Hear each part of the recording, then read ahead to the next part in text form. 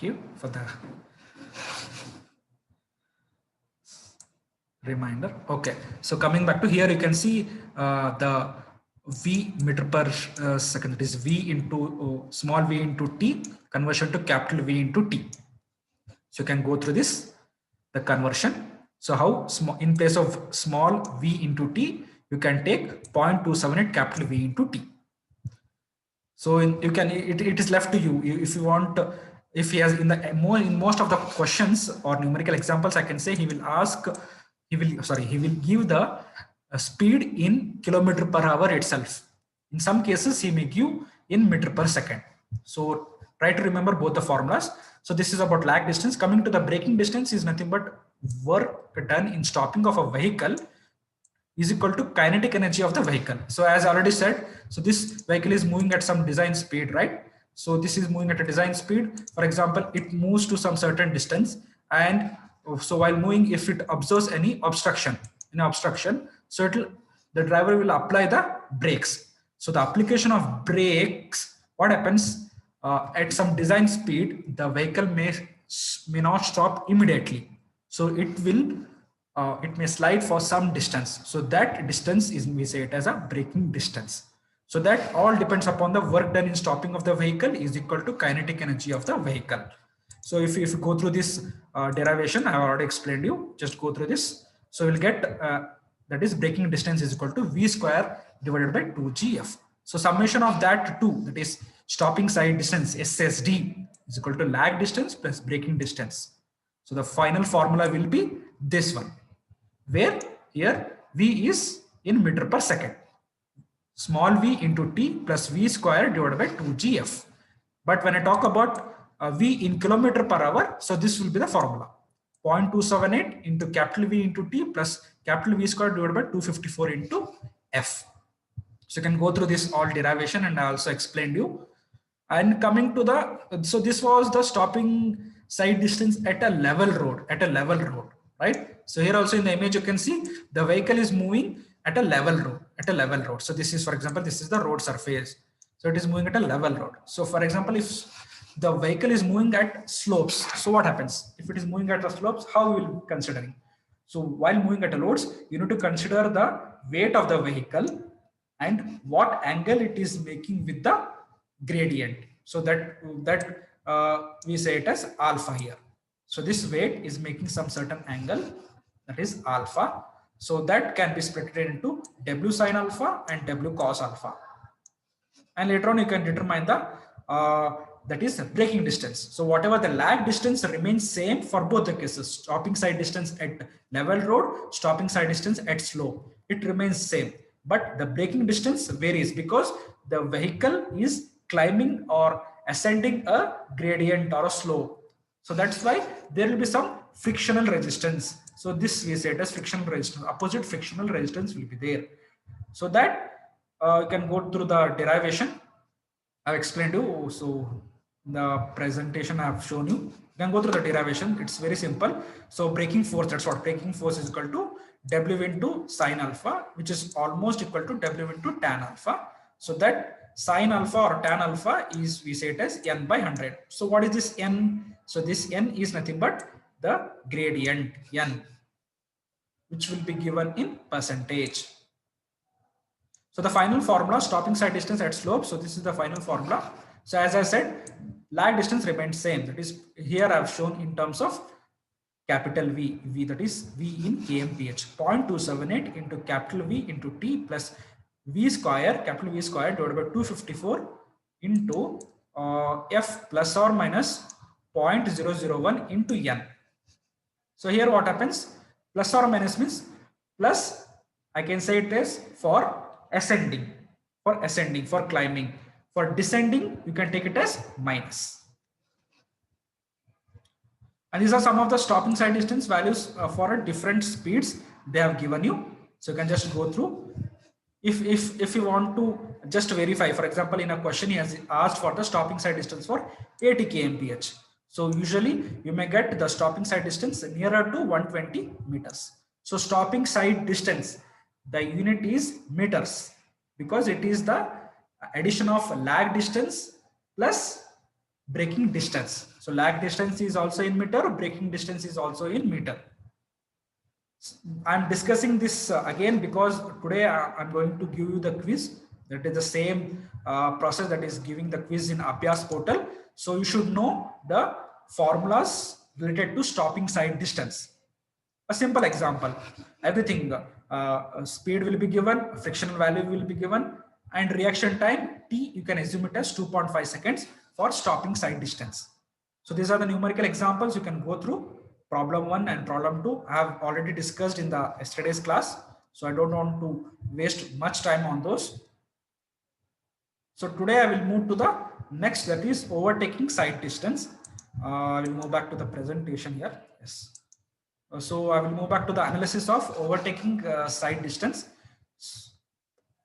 So what is overtaking side distance? This again I want to recap it again. So overtaking side distance is the minimum distance, whatever the minimum distance which is open to the driver, I can say, which is open to the driver of a vehicle who is intending to overtake some slow vehicle ahead of him.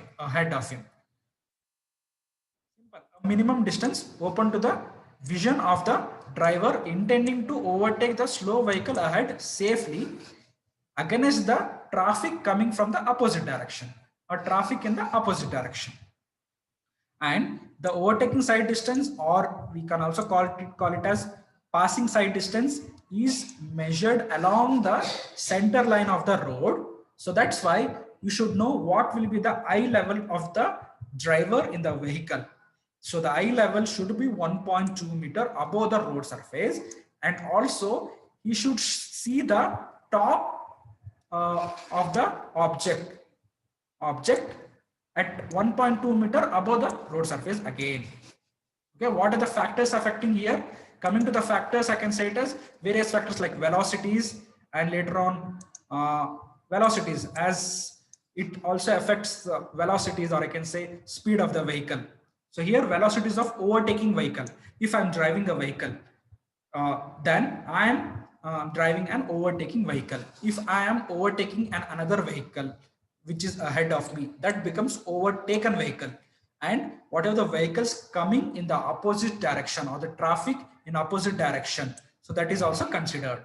So all these velocities will affect the overtaking side distance. And later on, spacing between the vehicles, as I was mentioning, whenever I'm driving, that vehicle is overtaking vehicle, and the vehicle ahead of mine is overtaken vehicle. So the spacing between overtaking vehicle and overtaken vehicle, that also affects the overtaking side distance. See why this side distances should be determined. In practical, are we going to use this? See what happens, whatever the stretch of road, if I say for example a stretch of 10-kilometer road, it may not be straight. Sorry, it may be straight, but it may have some junctions in between. So it may have some deviation in between. So that's why we should consider the stopping side distance and overtaking side distance before any deviation or before any junctions. So that should be considered. So that's why side distances are very important.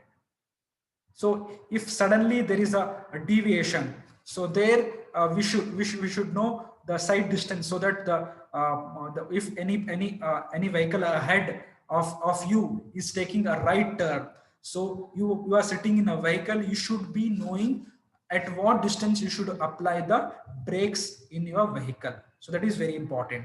That will tells us from understanding the stopping side distance. Whereas overtaking side distance, for a long stretch of road, if you want to overtake a vehicle ahead of you, so you should know at what distance you can easily overtake without getting in line with the opposite vehicles. And the third factor is skill and reaction time of the driver. So this is also important. So skill. So here the skill, like the exact timing or the exact distance of overtaking is required, and reaction time is also required. See, whatever the reaction time in case of stopping side distance, there it was 2.5 seconds, because for application of brakes some more time is required. So that's why they have given 2.5 seconds. But here the reaction time of the driver in case of overtaking side distance is only 2 seconds, because here the driver will be waiting for an opportunity to overtake. That's it. He may not apply brakes, but he may slow down based upon the vehicle ahead of him. But he will just try to find an opportunity to overtake. So that's why the reaction time of the driver in case of overtaking side distance is 2 seconds.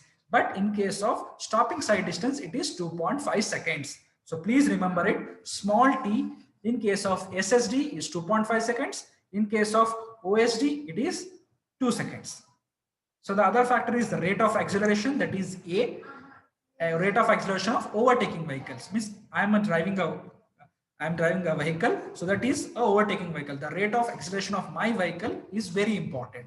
So in some cases, he may not give the overtaking, so he may not give the rate of acceleration of overtaking vehicles. So there is another separate table given maximum rate of acceleration, so that you have to go through depending upon the different speeds. Last factor is gradient of the road.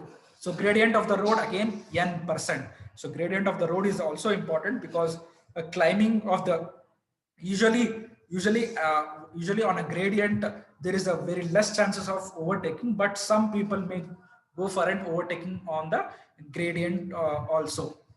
So gradient of the road is also important, because while climbing the application of brakes become very difficult.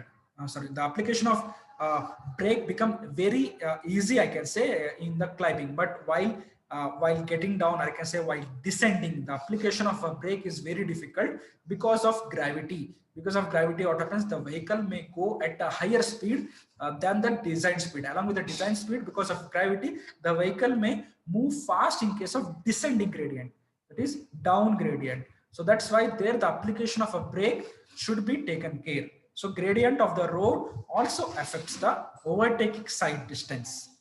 So that was all about the overtaking side distance definition and what are the factors on which the overtaking side distance depends.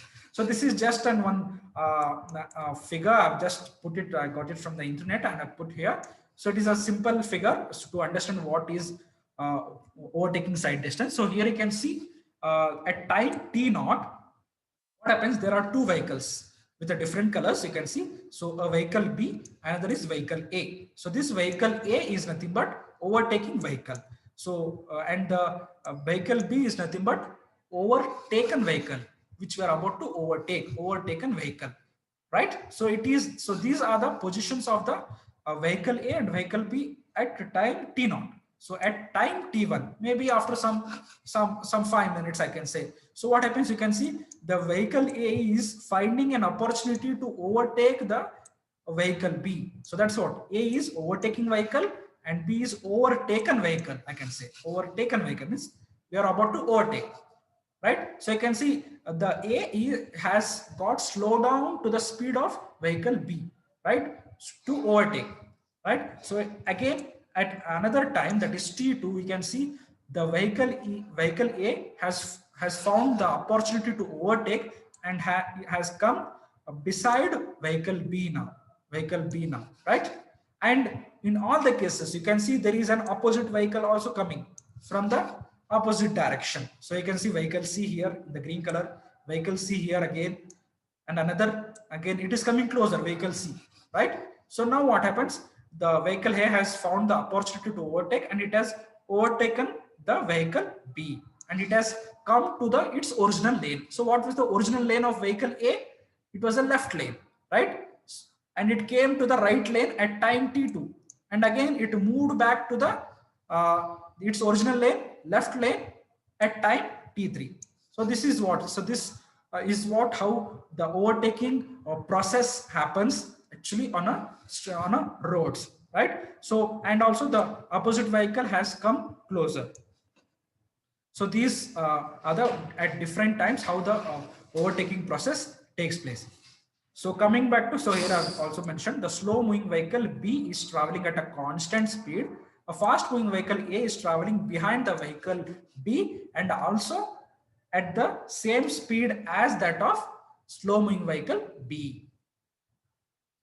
So here in this I've shown vertically. The same image has been shown vertically. You can just go through here very clearly. So at time t0, the positions of vehicle A and B. At time t1, the position of vehicle A and B. And at time t2, the vehicle A has found the opportunity to overtake the vehicle B. So now I can say what vehicle A is overtaking vehicle and vehicle B is overtaken vehicle at time t3, and C is the opposite vehicle. So here what is happening here? This is just for your understanding. It is actually nowhere from the textbook. I picked it from the outside. So here what they have done, they have plotted a graph between time, that is in seconds, versus distance in meter. So what you can see here, like a vehicle A, vehicle B, right? So vehicle B, you can see a blue line, right? A blue trajectory line. So this blue line is straight, right? A blue line is a straight, that is the slow moving vehicle B. But when you see a vehicle A line, so it is actually straight, it is very steep, and later on what happened, you can see the dash lines here. So actually it should go at this speed only, but it has slowed down. It has slowed down to the speed of vehicle B to overtake. So this is what happens. But again, whatever the another vehicle C, which is in green color, so you can see the line is linear because it is moving at the design speed itself. But here what happens, the vehicle A, which should overtake the vehicle B ahead of it. So that's why it will slow down to the speed of vehicle B. So that's why whatever maybe the